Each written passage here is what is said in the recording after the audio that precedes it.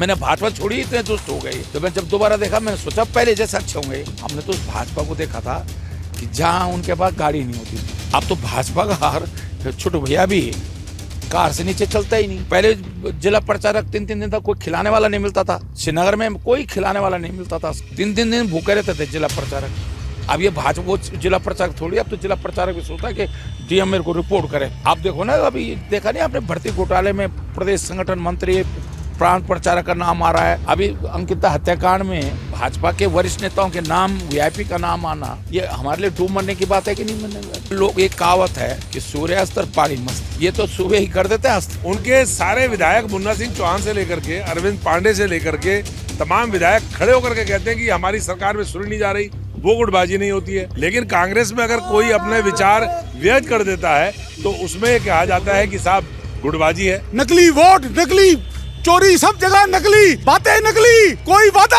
असली नहीं, सब नकली ही नकली। इतना नकली नहीं चलेगा, अब चलेगा तो खालसा चलेगा, सच्चाई की जीत होगी। तो आप बीजेपी में जाके देखो ना वहाँ क्या स्थिति है।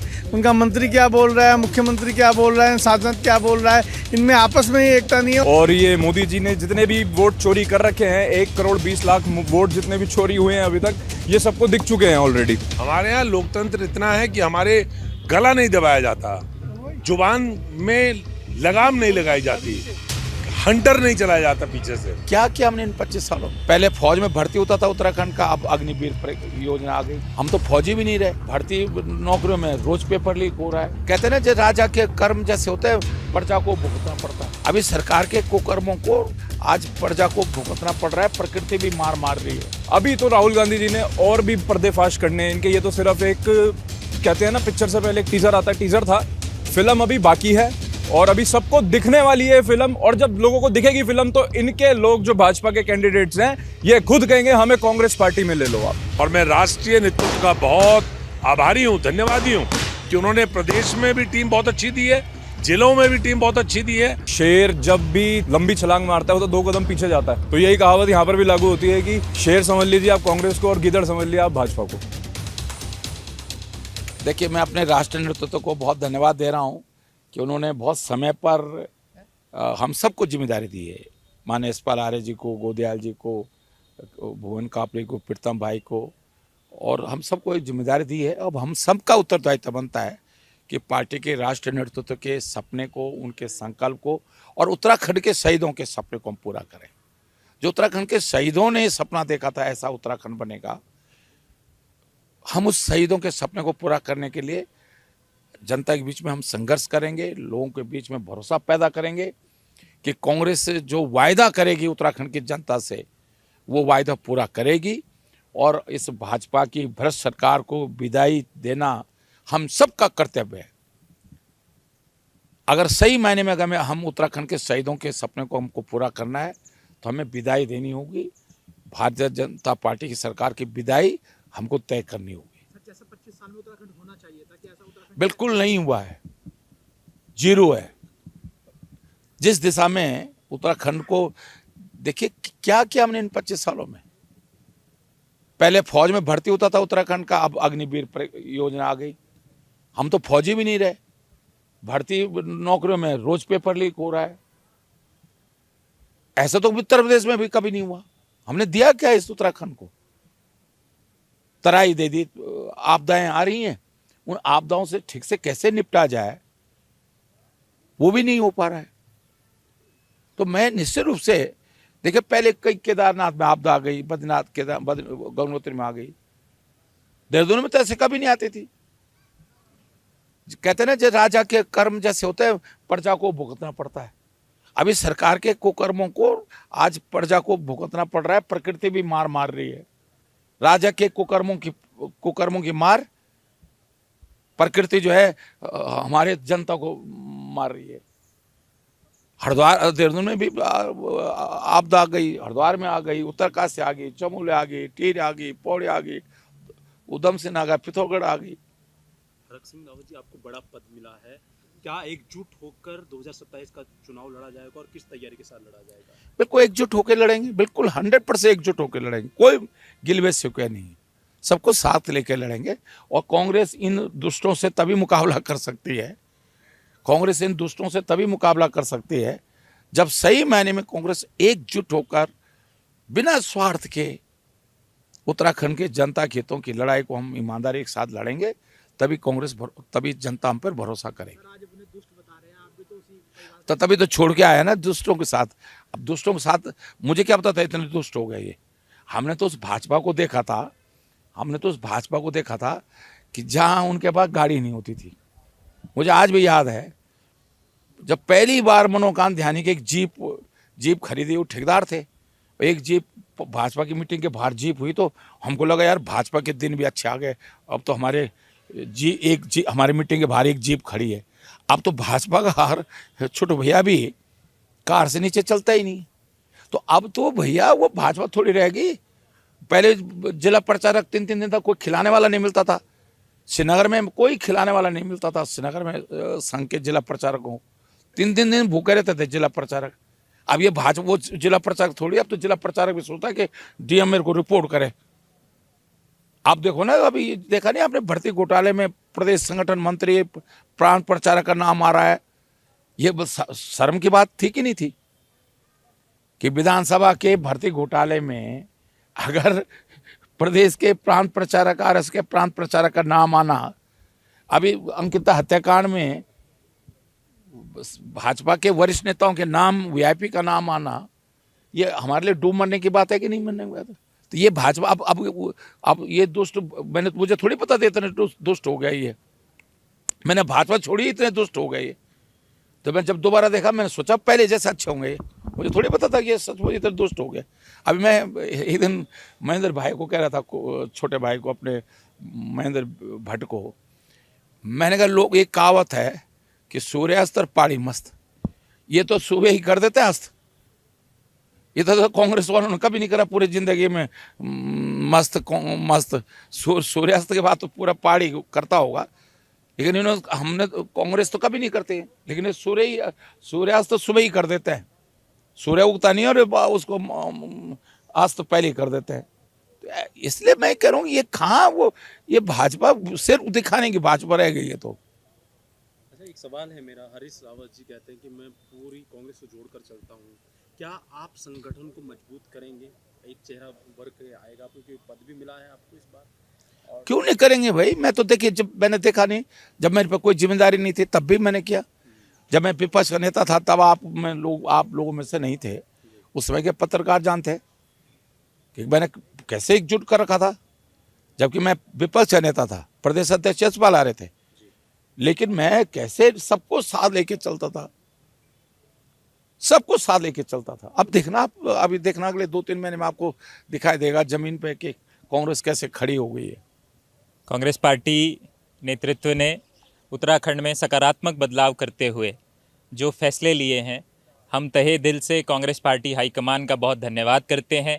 इन फैसलों का पूरी तरह से स्वागत करते हैं। गणेश गोदियाल जी एक बहुत ही वरिष्ठ कांग्रेस के हमारे नेता हैं।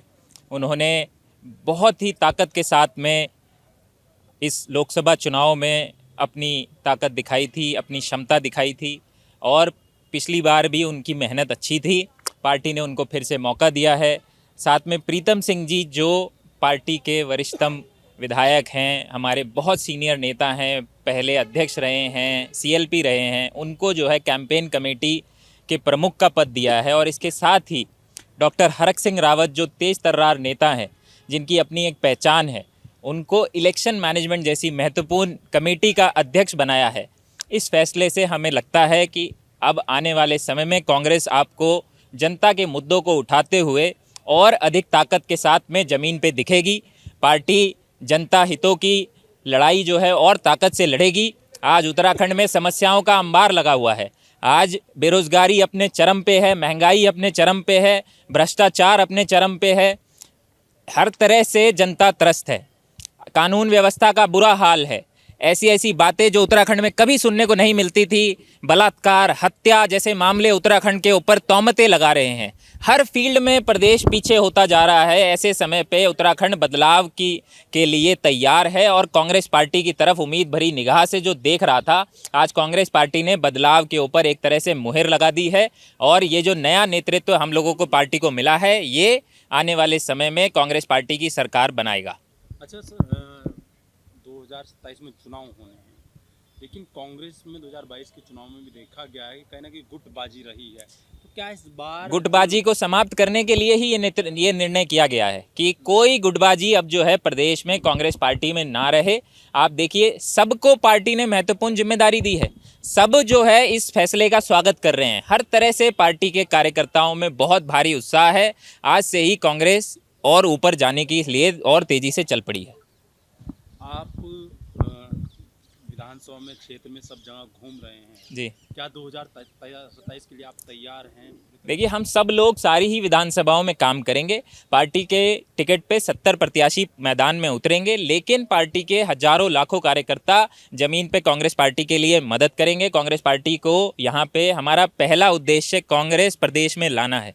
व्यक्तिगत महत्वाकांक्षाएं हम लोग बाद में देखेंगे। पार्टी जिसको टिकट देगी वो चुनाव लड़ेगा। सर, एक सवाल है, जिस वक्त चुनाव आता है तो कई लोग कहते भी हैं कि हमें चुनाव के टाइम वोट कांग्रेस को देना था, लेकिन हमारे वोट कट गए, उसको किस तरह से मैनेज? इस बार पार्टी उस मुद्दे को पूरी तरह से देखेगी। हमने देखिए, राहुल गांधी जी ने, आप देखेंगे कि देश भर में ये मुद्दा उठाया है और कांग्रेस पार्टी विशेष टीम बना रही है, जो कि अब SIR की हमें उम्मीद है कि सरकार SIR उत्तराखंड में भी लेके भविष्य में आएगी जरूर।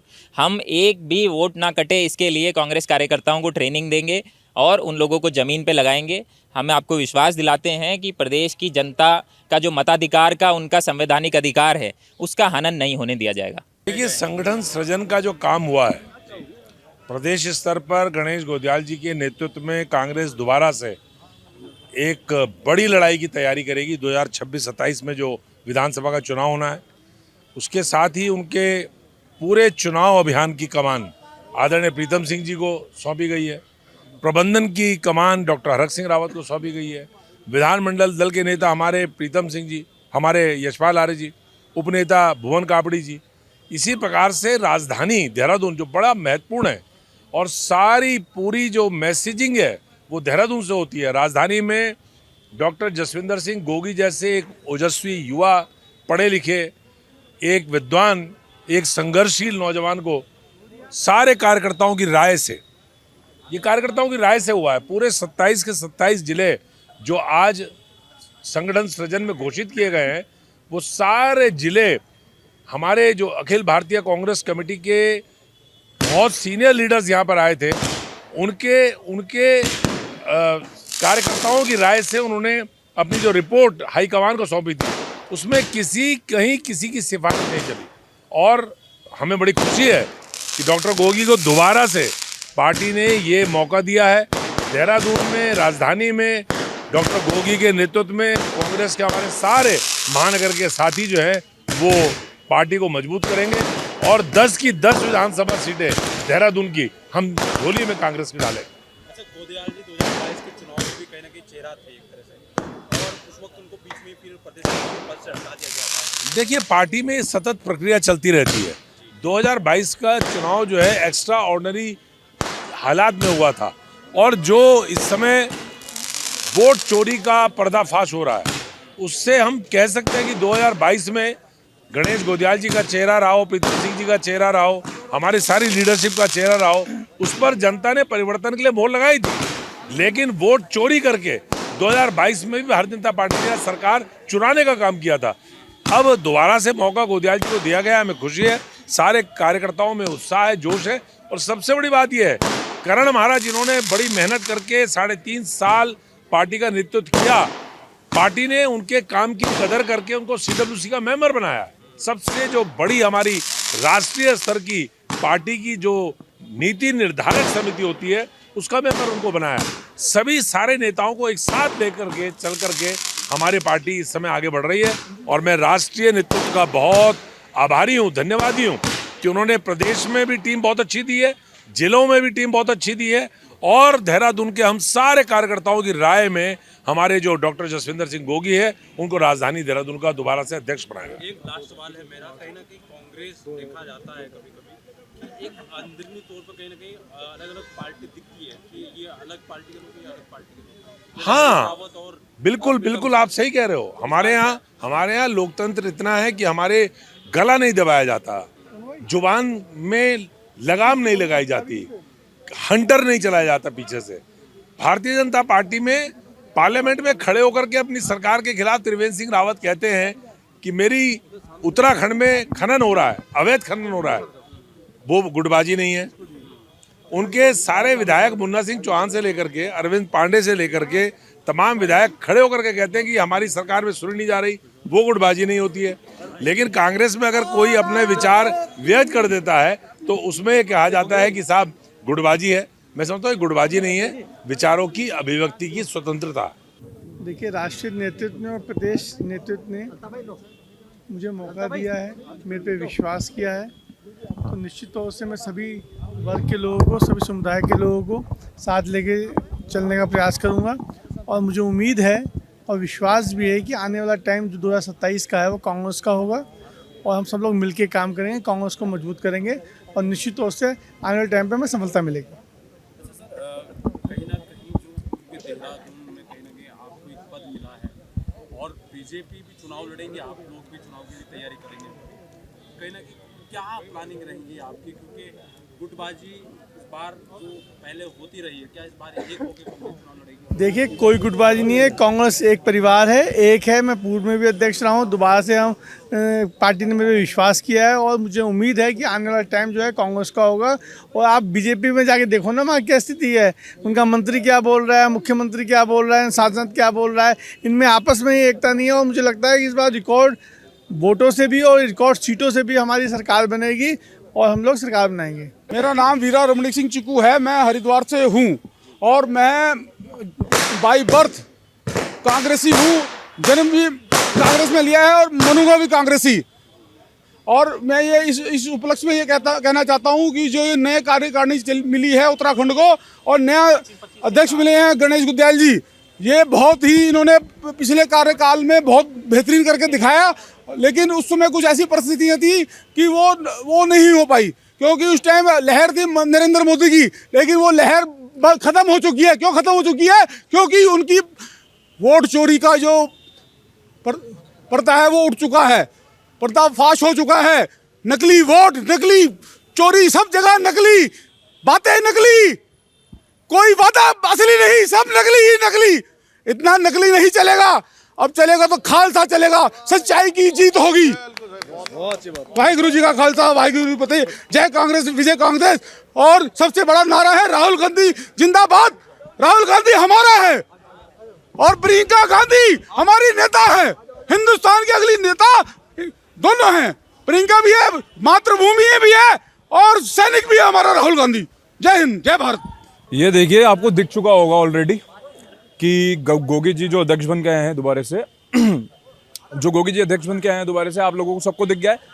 ये सिर्फ कांग्रेस पार्टी को ही नहीं दिखा है, ये हमारे ओपोनेंट भाजपा को भी दिख चुका है कि कांग्रेस अब एक हो चुकी है, एकजुट होकर चल रही है। कांग्रेस का यूथ आप देख सकते हो, कांग्रेस के ओल्ड जितने भी हमारे कैंडिडेट्स हैं आप देख सकते हो। अभी आपने देखा सरदार जी ने कितना बढ़िया चीज़ बोली, इतनी सारी एनर्जी, मतलब आप देख ही सकते हो सारे लोग, मतलब नॉर्मल जनता को भी दिख रहा है। और जो ये भाजपा का वोट चोरी का ये सारे मुद्दे सामने आ रहे हैं और ये मोदी जी ने जितने भी वोट चोरी कर रखे हैं, 1,20,00,000 वोट जितने भी चोरी हुए हैं अभी तक, ये सबको दिख चुके हैं ऑलरेडी। और 2027, 2028 में जब भी इलेक्शन होंगे, 2027 में होते हैं, 2029 में, अभी तो राहुल गांधी जी ने और भी पर्देफाश करने हैं इनके। ये तो सिर्फ एक, कहते हैं ना, पिक्चर से पहले एक टीजर आता है, टीजर था, फिल्म अभी बाकी है और अभी सबको दिखने वाली है फिल्म। और जब लोगों को दिखेगी फिल्म तो इनके लोग जो भाजपा के कैंडिडेट्स हैं ये खुद कहेंगे हमें कांग्रेस पार्टी में ले लो, आप हमें कांग्रेस पार्टी में ले लो। क्योंकि बीजेपी का नाम ऑलरेडी 50% गंदा हो चुका है, गंदी राजनीति कर रही है बीजेपी, और 50% जो रह चुका है वो खुद के लोग ही गंदी कर देंगे इनकी। लेकिन जैसे इस बार जो चुनाव है नगर निगम में, और कहीं ना कहीं आपने देखा भी होगा कि इसी नगर निगम में ही भाजपा का कैसा वर्चस्व रहा है, तो उस लिहाज से आप कैसे कह सकते हैं कि भाई कांग्रेस क्या बैकफुट पे से आगे आ पाएगी, आपको लगता है? जी देखो, कहते हैं कि शेर जब भी छलांग मारता है, लंबी छलांग मारता है, वो तो 2 कदम पीछे जाता है। ये कहावत सबने सुनी है, तो यही कहावत यहाँ पर भी लागू होती है कि शेर समझ लीजिए आप कांग्रेस को और गिदड़ समझ लीजिए आप भाजपा को। सर, आपने अभी चोरी की बात कही है, वोट चोरी होती है। जब पता है आप लोगों को कि वोट चोरी होती है, तो ये चोरी की जो बात है वो जब भी क्यों कही जाती है जब चुनाव आते हैं? अगर चोरी होती है तो पहले क्यों नहीं इसमें? देखिए, आपने बहुत अच्छा क्वेश्चन पूछा सर। पहले अगर देखिए आजकल जो आम जनता है, आम जनता इतना ध्यान नहीं देती है, उनको सिर्फ पता है कि वोटिंग देनी है हमने और हम इस कैंडिडेट को पसंद करते हैं। आम जनता अपने कार्य में इतनी व्यस्त है कि अगर हम उन्हें मान लो अगर 2027 में इलेक्शंस हैं, अगर 2025 में बता देंगे तो 2 साल तक भूल भी जाएंगे। तो लेकिन ऐसी चीज़ भूली नहीं जा सकती, तभी वो वोटिंग से पहले ये सारे मुद्दे उठाए जाते हैं। सर देखिए, मैं इस पे नहीं कहना चाहूँगा कुछ कि जिन सीटों पे कांग्रेस जीती है वहाँ पर वोट चोरी हुई है नहीं हुई है। हम ये बात कर रहे हैं, वैसे तो सेंटर की बात कर रहे हैं हम लोग, ये कि सेंटर में तो वोट चोरी हुई है, ये आपको सब कुछ ये सबके सामने ही आ चुका है। एक वो आलिया खान जो कोई और की लेडीज़ है, AI से जनरेट करके बना रखी है उसकी पिक्चर, वो कोई नाम एग्जिस्ट ही नहीं करता। हाउस नंबर 0 किसका कैसे हो सकता है, आप मुझे बताइए। हाउस नंबर 0 तो नहीं हो सकता ना। तो हाउस नंबर 0 और उसके नाम के पड़ रहे हैं 2500 वोट, तो ये चीज़ तो नहीं हो सकती। अब आपको कैसे लगता है कि ट्रांसपेरेंट इलेक्शंस होंगे? क्योंकि पहले क्या तो अब भी कर सकते हैं। सर देखिए, अगर अभी भी इन्होंने करी वोट चोरी तो जनता को तो पता लगेगा ही। जनता को कैसे पता लगेगा सर? आप मेरे को एक बात बताइए छोटी सी। सोशल मीडिया का जमाना आ रखा है, आप लोग पता कर सकते हैं। मीडिया है, मीडिया फैलाएगी इस चीज़ को, मीडिया सच दिखाएगी तो सबको पता लगेगा। सोशल मीडिया इन्फ्लुएंसर सच दिखाएंगे या सोशल मीडिया जितने भी लोग इन्फ्लुएंस करते हैं, आम जनता को इन्फ्लुएंस करते हैं, अगर वो सही इन्फ्लुएंस करेंगे, सही चीज़ दिखाएंगे तो ऑब्वियस सी बात है सामने आएगा सबके।